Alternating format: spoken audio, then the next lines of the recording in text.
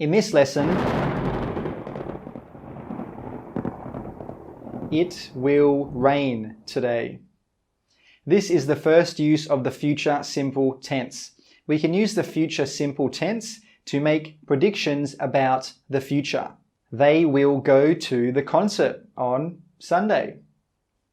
He will drink tea, not coffee. I need to get some bananas, some apples, and maybe oh no, the pen. That's okay, I'll get it. This is the second use of the future simple.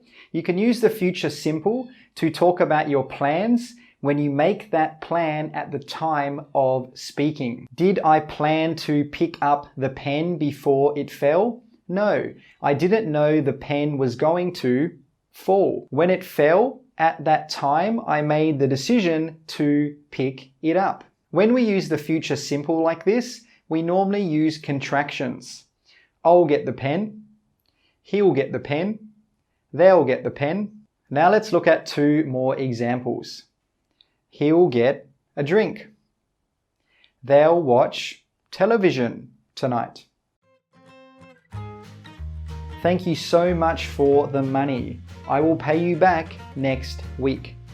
The third use of the future simple is to talk about promises and things that you are sure about. I will not tell anybody your secret. Her parents will buy her a car next week.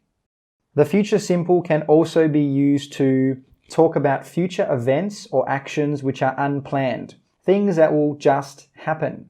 For example, winter will come soon. Do you have to use time words when using the future simple?